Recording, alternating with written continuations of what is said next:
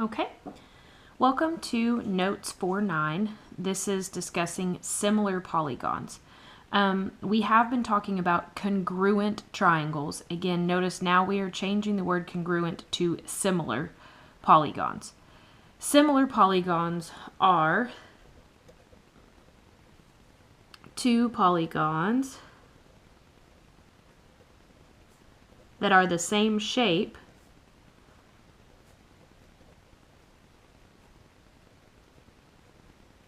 but a different size.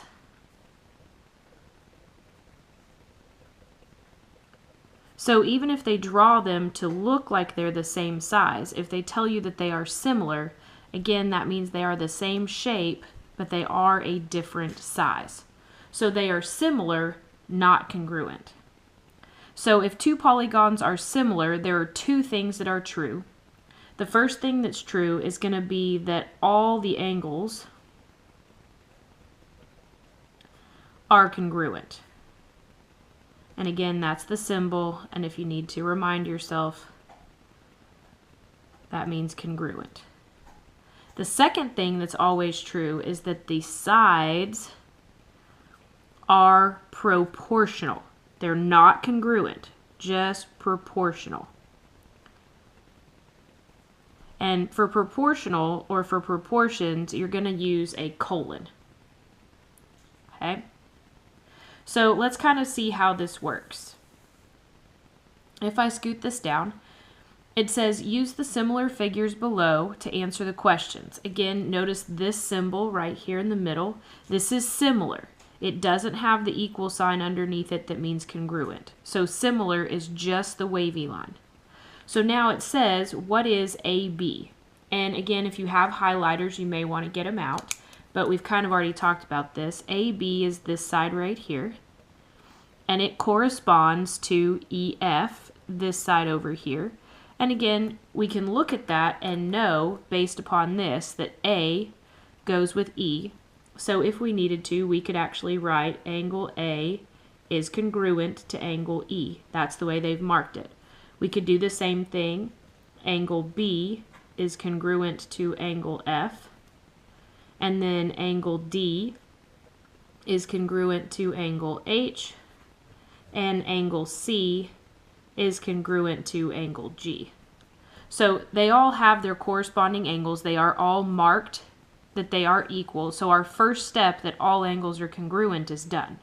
So this bottom part, the chart, we're trying to prove that the sides are proportional. So it says AB, if we look, is 5. And then EF is this side right here is 2.5. So it wants us to divide AB, so 5 divided by 2.5. So again, we're going to put that in our calculator. So if I get my calculator out, 5 divided by 2.5, and it gives me 2. So it equals 2. So what I want you to do is go through and finish the chart and see what you get for all of those numbers. So again, you're going to need to go ahead and pause before you move on.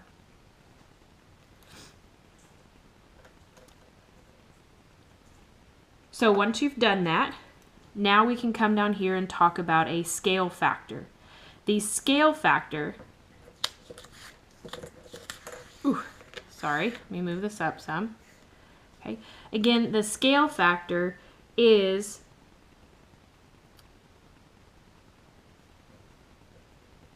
the ratio between similar figures.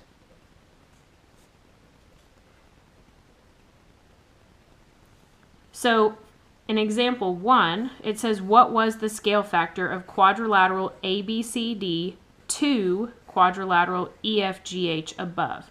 Now, this is important. ABCD, let me get out my pink one.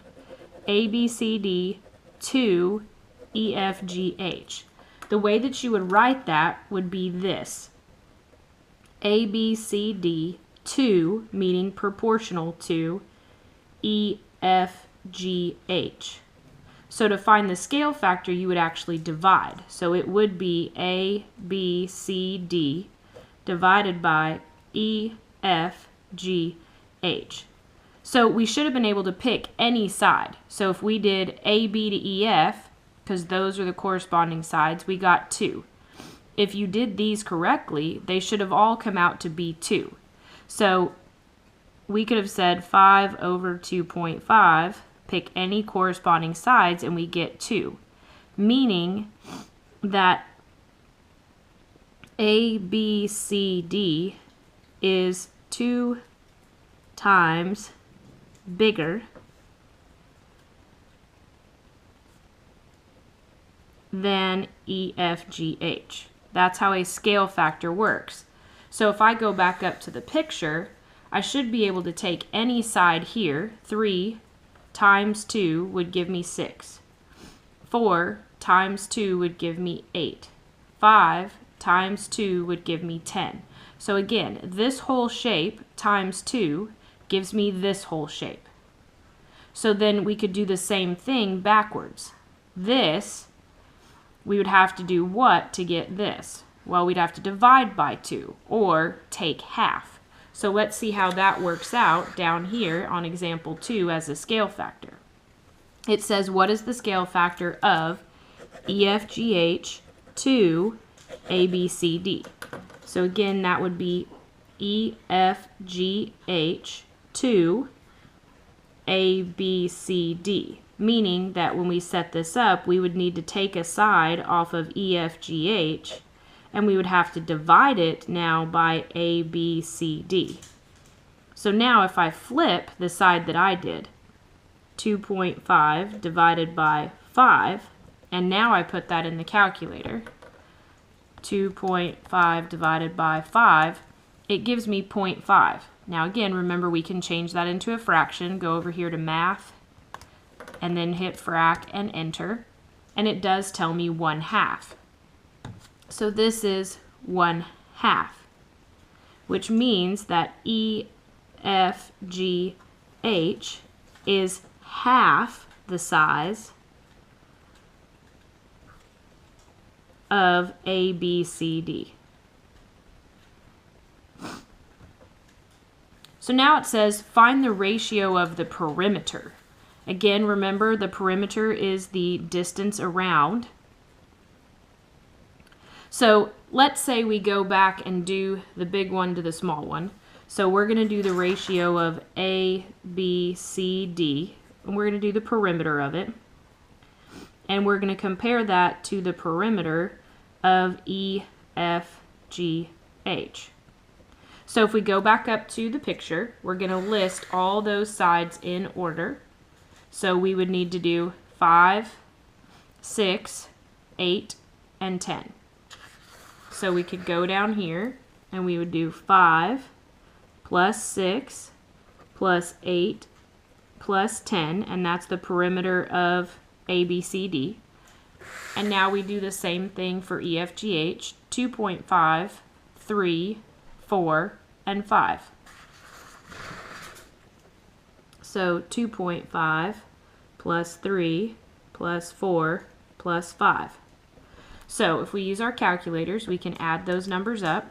5 plus 6 plus 8 plus 10 gives me 29. And then 2.5 plus 3 plus 4 plus 5 gives me 14.5. So I would have 29 over 14.5. So now if I divide those, 29 divided by 14.5, amazingly enough, I get 2. So what if I had done it upside down? EFGH divided by ABCD. Well, that means I take 14.5 and divide it by 29. So if I put that in my calculator, I get 0.5, which we should already know is a half. So it says, what do you notice? Well, what you should notice is the scale factor of the perimeters matches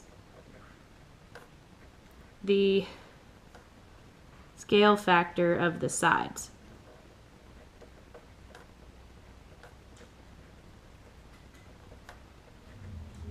So if they ask you for the scale factor or the ratio of the perimeters, okay, the ratio of the perimeters is always going to be the same thing as the scale factor.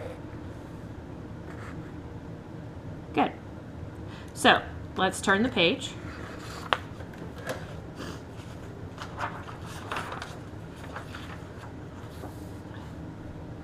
So it says determine if the figures are similar. Justify your answers. Well, again, the first thing that has to be true, first thing, is that the angles are congruent. So let's check that first. Okay, I do have a 90 and a 90, so we know that those are equal. But I know that this is 37, but I don't know what this is. Well, we do know that the total inside any triangle should be 180 degrees. So let's add 90 plus 37. And then let's subtract that from the 180 that we know is in there. And it tells me 53. So we know now that this down here should actually be 53 degrees. So now I can do the same thing with this triangle. 90 plus 53. And then let's subtract that number, 143, from 180. And I'm left with 37. So this is 37. So first things first, are all the angles congruent? 90, 90, 53, 53, 37, 37. Check. The second thing that we have to prove is that the sides are proportional.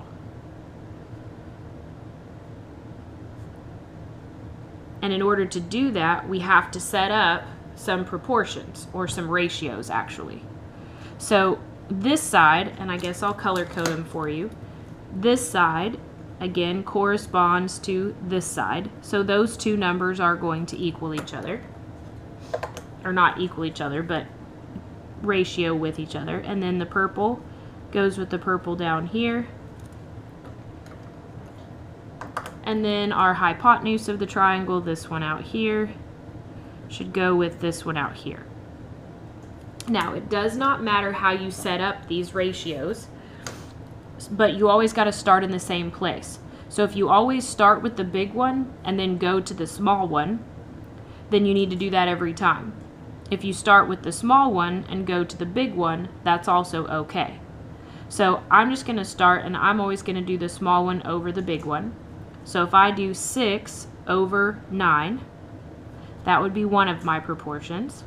Then I would do 12 over 18. And then my last one would be 2 over 3. So now let's put all these in the calculator and see what we come up with. I'll cover the pictures. So if I do 6 divided by 9, it gives me a fraction or a decimal, and I'm going to change it into a fraction. Math, frac, enter. I get 2/3. 12 divided by 18. Notice it's the same decimal. Math, frac, enter. I get 2/3. And then if I do 2 divided by 3, I get the same decimal. Math, frac, enter. And I still get 2/3. What you're looking for to prove that they are proportional is that all three of these numbers come out to be the same thing. So yes, yes, yes. If they do, now we could state, and I'm just going to call this triangle 1, and I'm going to call this triangle 2. So now we could say that triangle 1 is 2/3 the size of triangle 2, okay, since we don't have actual letters. So the angles are congruent and the sides are proportional, therefore these are similar. So now we want to put all of that together, and it says use similar figures to answer the questions that follow. So it says quadrilateral DABC would be similar to quadrilateral what? Well, we go from D to A to B to C. So we've got to go in the same order here. So you fill in those letters. Then it says, what is their scale factor? Okay, now notice it's DABC. So when we're going to set this up, we've got DABC similar to, and then you should have gotten HEFG. So again, it doesn't matter which sides we choose, but we obviously don't want to pick one with an X. So 12, or HE, goes with DA, but it's got a variable. Z, or AB, goes with EF, but we can't compare Z to 5. BC goes with FG, but again, we've got a 3 that goes with a Y. So the sides that we're going to use are DC, so we're going to compare DC to HG. So if I do that, I get 2.5 over 10. So let's put that in our calculator. 2.5 divided by 10. And I get 0.25. So we're going to do math, frac, enter. And it's 1/4. So again, our scale factor is 1/4. Meaning that DABC is 1/4 of HEFG. So that means if I go from this one to this one, I'm basically going to multiply by 1/4. Okay, or if I go from this one to that one, okay, I would have to divide by 1/4, or which is the same thing as multiplying by 4. But again, you can flip this to find the other way. So when it says find X, Y, Z, well, we know that we need to set up a proportion to solve for X. So the first thing we need to do is figure out where X is. Well, it's right here at AD. So we would say X goes with 12. So X over 12, and then equals, we're always going to go back to the scale factor, or you can go right back to the two sides that you already know. So this to this would be the same as this to this. So we could say 2.5 over 10. So to solve that, remember we cross multiply. I'm going to move this up just a little bit. So we would say 10 times X should equal 2.5 times 12. And then I want you to go ahead and come down here and solve for X. So let's do the same thing for Y. So we've got to figure out where Y is. It's over here. So we would say 3 to Y.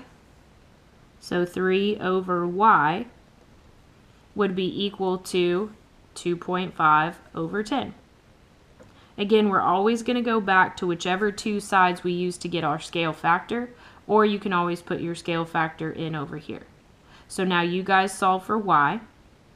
And then the last one is Z. So I want you to actually set up your ratio for Z and solve for Z.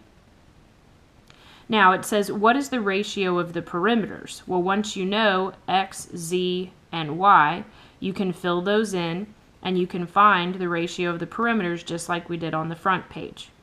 And then it says, how do B and D compare, the scale factor and the ratio of the perimeters? Now, make sure that when you're finding the ratio of the perimeters that you still do DABC. Let me move it down, sorry. Make sure that you still do DABC divided by HEFG. Okay, don't change it up. All right, good. So let's flip it over. So now it says, use the similar figures below to answer the question. So this one gets a little bit harder. It says, what is the scale factor of ABCDE to RSTUV? So again, make sure that you're dividing it properly. So we would do ABCDE over RSTUV.